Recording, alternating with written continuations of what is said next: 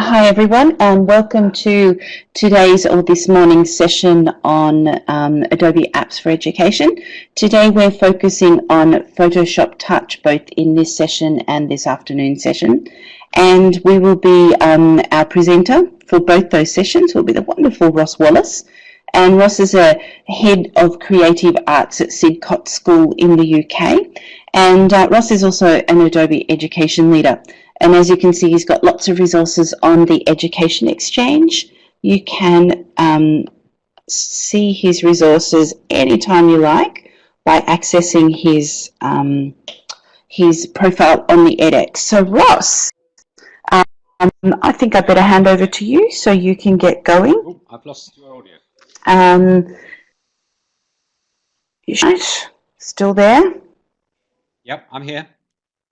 Just checking you can all hear me loud and clear. Yeah, well, I will mute myself now. I'm loud and clear, so I'm going to press mute for myself and let you move forward. Right.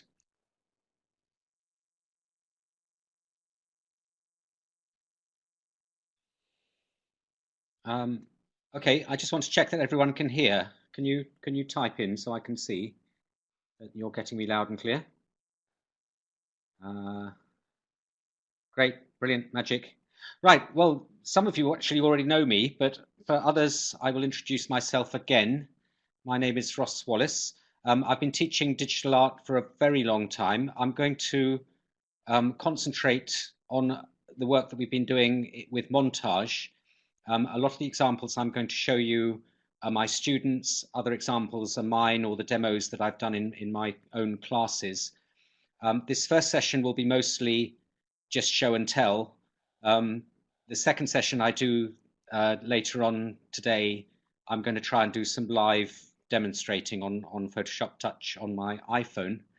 That will be this afternoon in America, or this evening in the UK, or the middle of night, Pip, for you in Australia.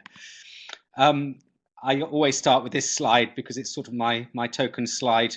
I love it because I got permission from Dyson to use their machine on my head as a helmet. So I'm the only person that has an official go ahead from Dyson to do that, I'm sure. But it really is sums up what I do as well, which is very, very simple cut and paste, where often with my students, with my younger students, I'm just putting two images together, and it's a case of how we do that. This is another one. Both these were demonstrations that I did at the beginning of classes. So they were about 5 seconds, literally, to demonstrate how it was done. This particular one, this was years ago, done on Photoshop. I'll demonstrate that this afternoon. This one was one of my students, again, quite some time ago. And I include it in my slideshow because it's actually cut and paste from a magazine, but really, really simple, just one image. And the way this girl has cut it and then added a bit of pencil, to me, that's sort of like the essence of Montage, the essence of cut and paste. This was a year 9 girl. We were doing a project creating posters on global warming and other eco issues. And she took a photograph of someone eating an apple and then simply masked out the apple and put the globe in. Again, that was Photoshop rather than Photoshop Touch. But for this sort of level of simplicity, it works just as well on mobile devices as it does on a desktop machine or or on a laptop. And it's any sort of age. I include this slide because the student here, at the time that he did this, was in year 4, J4, which would make him, I think, 7 or 8 years old. And it's really quite a sophisticated bit of cut and paste. You can see the transparency where his finger goes behind the glass. But it just proves how simple it is if an 8-year-old, 7-year-old can do it. And it's the idea behind the montage. This was done by a 6th form student, again, quite some time ago using Photoshop. but again, just as easy to do with Photoshop Touch. And it's just a case of getting two layers. In this case, it was the layer with the cat's eye and a second layer with the human on top, and then masking exactly where the eye is. And again, in this evening's session, I will show you how to do that on Photoshop Touch if you don't already know. So it's the story that the image tells that's important, and the way that the images are put together. This is done by one of my GCSE students, so that's 15, 16-year-old. You'll obviously recognize Leonardo da Vinci's Girl with Ermine, except that the ermine is no longer there. It's a girl with a revolver. And I love it because that revolver has to be in that hand. I can't see how it's done differently. And it's been beautifully done the way he's done that. And again, it's the simplicity that counts. I really enjoy using art reproductions, famous paintings or sculptures for doing cut and paste, because that means I'm an art teacher, obviously, and my students get to have an affinity with the works of art that they're working with. It just adds another dimension. And this one also I include because if you go on Google and type in Mona Lisa, you will get literally thousands of Mona Lisas coming up that have been altered and changed. And I mean, it's quite hilarious, some of the things that people do to them. I've seen a Lego Mona Lisa recently. You get rather a lot of rude ones as well, so you have to be a bit careful if you're doing that search in school. But a lot of very creative montages done with the Mona Lisa. So I highly recommend going into a search engine and typing in Mona Lisa and see what comes up. And of course, you get some very famous ones like the Marcel Duchamp and René Magritte and others. This was a project I did some time ago with Montage, but using actual photographic prints. I got hold of an N-size printer, a 5x4 HP photo printer that had a slot for an SD card. So this collage never went near a computer. We simply took a digital photograph, put the SD card from the camera straight into the printer, printed out an N-size print, cut it up, pasted it together just on a desk and rephotographed it and then reprinted it. And it was a really effective way of doing a montage without the sort of the classic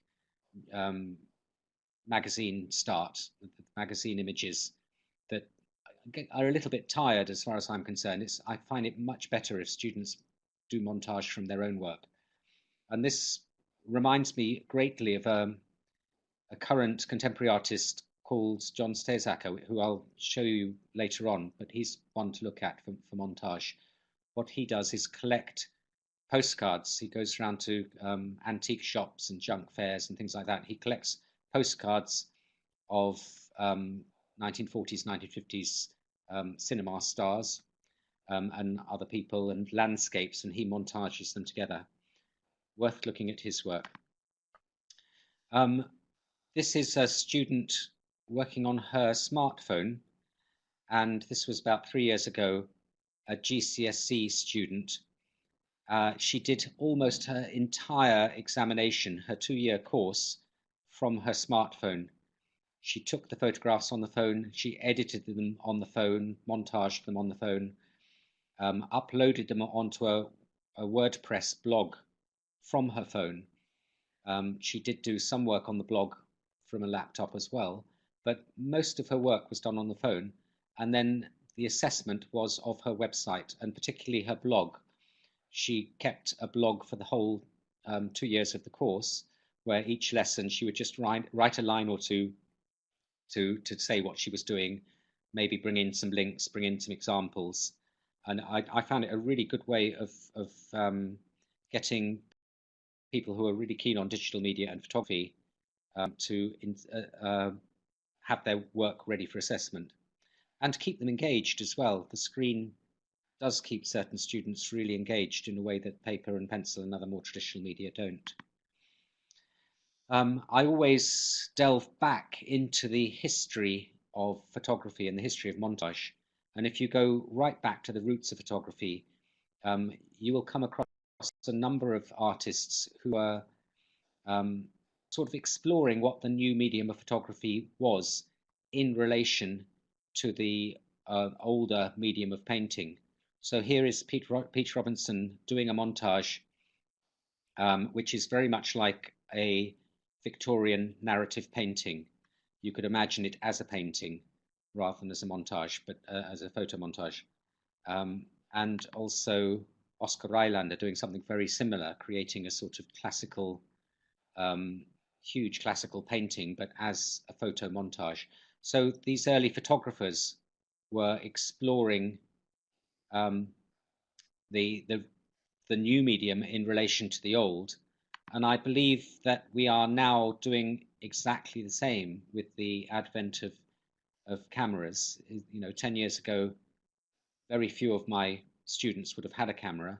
If I ask now, even my youngest students, most of them will have a phone with them that has a camera on it. That's a huge change. So I like, but although it is a massive change, I like to think that there's a thread running through it, and montage is one of the threads. This is George Gross, an image by George Gross, early 20th century, 1920s. And George Gross coined the word montage. I believe, well, this is my belief, he was a soldier in the First World War. He was in the trenches. When he came back, crazy, horrible, and nihilistic experience. He couldn't really produce pretty art, not that he ever did, but he started montaging as a way of creating a mechanical art, taking himself as the artist out of it, so that it was a process that didn't have a human in it. I think maybe after the mechanical carnage of the First World War, a sort of mechanical art, an art of destruction is what he was after. And he termed the phrase Monteur, which is a German word that means sort of motor or motor mechanic. And a contemporary of his, another Dada artist, Hannah Hoch, who of course is extremely famous. She dedicated most of her working life to creating montages. And a third Dada artist, which is John Hartfield, who worked very closely with George Gross, but he brought it into the political realm, almost sort of like political cartooning. With this particular image, if you know that those are Adolf Hitler's pants, Adolf's backside, then you sort of get the idea of the montage. So John Hartfield was a very political artist.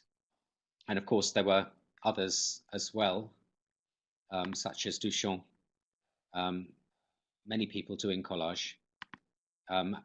If you move it a little bit further forward into the 60s, the classic English pop artist is Richard Hamilton. And he championed people like Schwitters, a number of people. Peter Blake was another who spent most of his working life creating montage. And then there's a whole raft now of contemporary artists. Linda Sterling is one. But if you look up montage artists, or there's some wonderful books on montage at the moment that have come out that give you large numbers of artists working in montage. I chose this particular image because it reminds me of my Dyson head one, this woman with a Hoover also on her head. But Linda Sterling does some extraordinary work, and my students love to see what she does and work with it. Here's John Stasacker, who I mentioned earlier. I believe that must be Aubrey Hepburn, that he's slightly adulterated there. He's worth looking at. This was a little project I did a couple of weeks ago with my year 7. Again, this was my demonstration for the class, but this is a fun one where I asked them to take a photograph of themselves and a photograph of one of their friends, and then mix the two photographs together. So my demo here, the top half of that is me, and the bottom half of that is a student teacher that I have working with me at the moment. And it makes a pretty crazy image. And that this was done with the year 7 class. They had fabulous fun. There's something great about taking photographs of yourself and playing with them. This was a similar idea, very similar idea, but done we did it initially taking a photograph and combining the two photographs, and then we put it into a painting app on the iPad, Procreate, and they use the smudge tool to smudge the two images together to get a more sort of conglomerate image. I love them. I think they're really vibrant. They've got lots of energy to them. And this is one of my Year 7 students in the class that I just mentioned. Rather than taking a photograph of two people, he took 2 photographs of himself and just blended those. And I quite like the effect. It all gets a little bit Picasso-esque, sort of taking photography and working it over time rather than it being a snapshot. This was another one done a week later with my Year 7s, where we had fun playing around with faces and objects. Again, if you attend this evening's session, I will demonstrate very quickly how to do that on an iPhone. This was another little thing that I played with a year or so ago, where I was taking selfies. I take a lot of selfies, just because I suppose because I'm the model that's most closest at hand, but I also quite like the idea of the photographer also being the subject. There's a lot of artists that have done self-portraits, and there's a lot of photographic artists who have done self-portraits and used that as a predominant theme through their work. This was a photograph, a selfie, and I took a photograph of a doll and then mixed the two of them together. That's another one. But again, it's just very, very simple montage. There's nothing complex about it at all. And I then got my Year 7s doing exactly the same. And they're very scary, very spooky images, but very simple to do and very effective.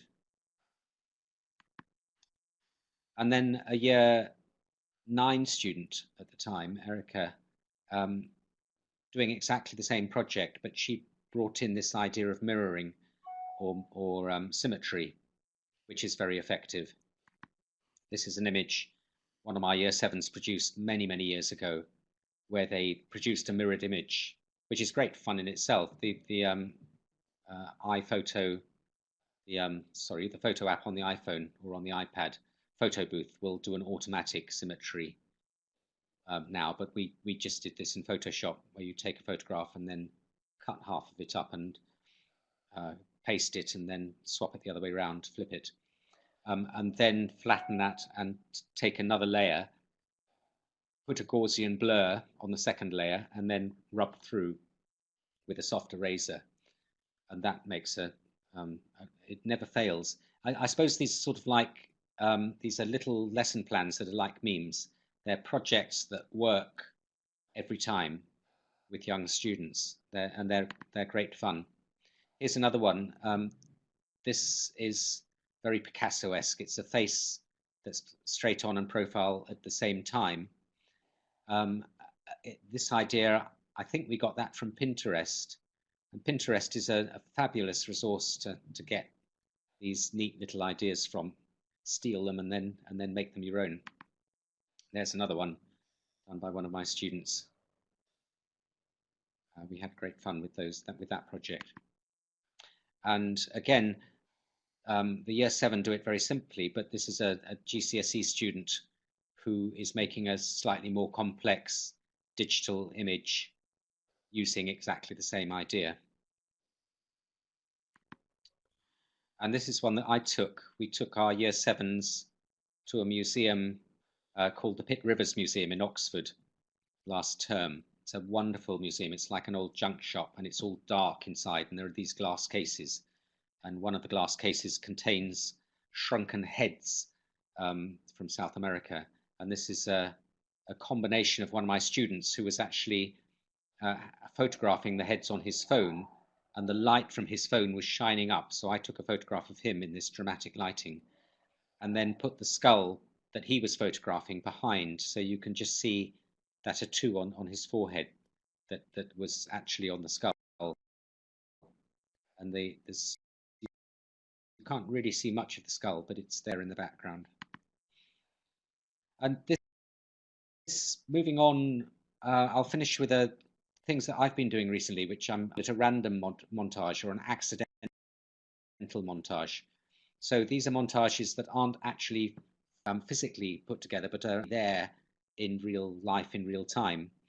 This was a photograph of one of my Year 7 students playing with a sheet of plastic, which is a lens from an overhead projector, and the lens has distorted half of the image, while the other half of the image is relatively undistorted. It's just the angle of the camera that makes it look off. So there's no montage in the physical world. It's just the way it's been photographed that makes it a montage. This one, similarly, this is like the work of Linda Sterling. If you look at Linda, and she does various things. That's another idea from Linda Sterling, altered a bit in Photoshop, putting a vignette on it to get the blurring around the outside. Again, if I've got time, I'll very quickly show you how to do that this evening. Well, this afternoon. Here's another random montage, which is a photograph of mine taken in an antique shop, and it was just there, a collection of postcards. So I didn't alter that at all. I just spotted the montage and photographed it. And similarly with this is just some of the rubbish on my desk that's been accruing over this last week or two. The legs, those legs came out of the rubbish bin. This is a photograph looking down into the art department rubbish bin after a cut and paste montage session. I did rearrange it very slightly, but it was basically just like that as I saw it, with all these people poking their heads out. And I just absolutely love that idea of a completely random montage. This is another way of doing it. This was one of my A-level students, IB students actually, last year, taking photographs of herself in a darkroom with the camera set to the bulb setting so that the shutter was completely open, and she took the photograph with a torch or a flash gun. I think it was with a torch, this one. So she lit her face up, then she turned the torch off and moved, and then lit her face up again. So it's a little bit like a double exposure on an old film camera, where you would take a shot and not wind the film on and take another shot, or put the film through the camera twice. But this one is done on a digital camera. Similarly with this one, same idea, the camera's on bulb, but this time she moved the zoom lens to enlarge the image of herself as the camera shutter was open. This is another one of my photographs taken at a car boot sale, photographed into the window, the front window of a car. So you're looking into the car, you're looking behind the car, you're looking through the car. It's sort of got so many elements in there. The girl in the foreground looks like she might be in the blue car, but obviously she isn't. You've got this very weird Homer Simpson leering over the back seats, and then these girls on a poster the other side of the window. It's just a very strange, random montage. I love it. And here's another one. I took this last week as I was walking through walking towards a pair of double doors in the school, seeing my own reflection in the window, seeing the reflection of the corridor behind me and the corridor in front of me, and the girl who's coming through the door, who looks like she's looking directly at me. But I don't think she could see me because she's coming through the other door of the pair of doors. So I think the door itself stops her from seeing me. But I just love capturing those random moments. And here's another one of mine taken in the Art Museum in Cardiff, which turns into quite a work of art and a strange composition. It's very sort of 1920s, 1930s, like the Futurists somehow. And another one, this was taken about 3 weeks ago. We were in a hospital, and this was a big plate glass window with a brick wall very close behind it, and then looking at the corridor in the reflection. That reminds me of a René Magritte somehow. So I love this idea of going out and finding random montages in reflections. and or doing a little bit of Photoshop wizardry as well. This was taken through my windscreen while I was sat at traffic lights on a very rainy day. So the most of the picture is the windscreen, but then I've added two profiles in there, which are in a separate layer. And I've used what's called a blending mode, so that the layer that has the profiles on reacts with the layer below the windscreen to give you some very strange mixes of colors. I will show you lots more work this afternoon, which makes use of blending layers, and then I'll do a demonstration of that as well. Here's another example with blending layers and symmetry. And this one, I'm a bit addicted these days to taking photographs into waste bins. So this is the plastic liner of a waste bin that creates the background and creates the texture for the image to go on top. Again, using blending modes. So I'll show you how to use blending modes this afternoon if you don't already know. This is another one. This was a session with one of my fifth form students where she put a white sheet, hung a white sheet up in the atrium, shone quite a bright light behind it, and then created photographs with silhouettes. And again, I highly recommend that you try this because you get a beautiful quality to the image. And again, in this one, this is one of my photographs. I snuck into her photo session and stole her idea. She keeps telling me that. But I put a sideways on beach scene into it to create that image. This is getting a little bit more complex. That photograph was taken into a bin at the new Hauser and Wirth Gallery in Bruton in England, in Somerset. And it was actually, and they had been rubbing the lipstick off their lips. So the red in the middle is actually lipstick. And I've montaged an image of my own reflection on top of that. And then in there also, there's an old parachute that you might be able to see. So it's a number of layers and blending modes and a little bit of rubbing, beginning to build up quite a complex image. And this is simple cut and paste. Again, these are my photographs. This was done as a demonstration for my students. Just taking one photograph and superimposing it onto another, and then using Photoshop Touch to put in the Gaussian blur to blur out the background. Again, if I've got time, I'll demonstrate that this afternoon. And here's another quite complex image taken into a sort of shiny, I don't know what it is, it's some shiny box that's up in the top corner of the toilets at school.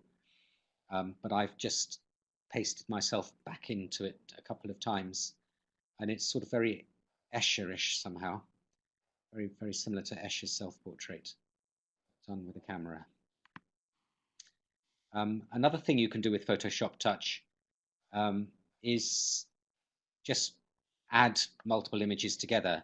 If you use the crop tool in Photoshop Touch, and rather than cropping an image, you actually stretch it out, so you increase the size of the canvas, and you can import several photographs and just line them up one beside the other or one on top of the other to get a straight montage of images like that.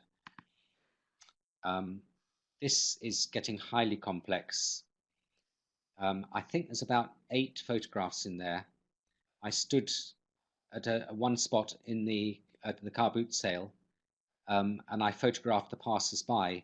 That photograph was taken over about 8 minutes, and those people weren't there all at the same time. I combined the figures that I wanted from a multiple of images. Just about to finish now, Pip. I think there's just a couple more slides.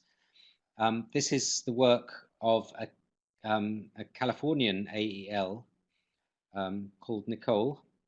And what I did with Nicole, she and I sent each other a handful of photographs. In this case, I sent her 6 of my photographs, and she montaged them. Nicole D'Alesio. If you want to go and have a look at her on the Adobe Exchange, she's got a lot of stuff up there. Here's another one of hers. Again, from my photographs and she montaged them. It's a great way of collaborating with someone, and it sort of gives you that extra impetus to play with Photoshop. Another way of doing it is Photoshop ping pong, but I will talk a little bit more about that this afternoon. And if you want to know more about me, that's my website there and my school website.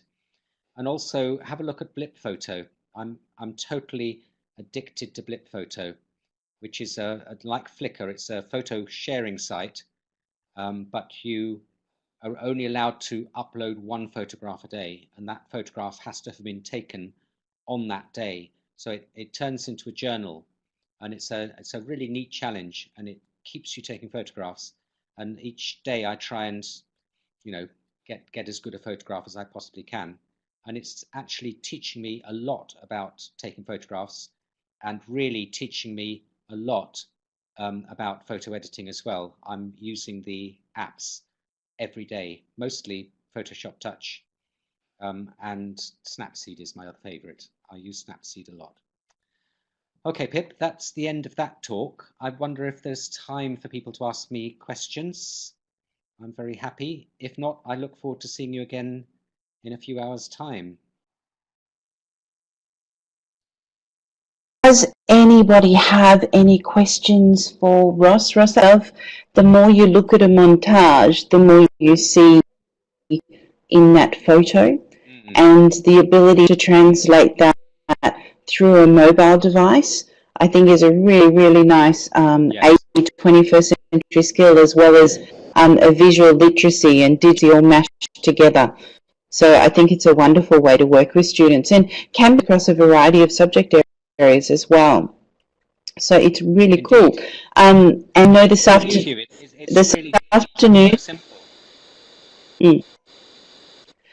it is. And this afternoon you'll be showing us exactly how simple, won't you? I will indeed, yes. Excellent. So this afternoon, everyone, at 3 p.m. PDT, which is 10 p.m. in the UK, Ross? It is, 10 p.m. this evening. Yes. At 2 o'clock in the morning. Excellent. We'll be back here. No, it's 2 o'clock now. It'll be 9 a.m., so it'll be a little bit better then. But we'll be back here. That's nice. Yeah. So we'll be back to do a hands-on session, and Ross will work us through those examples he's shown us now.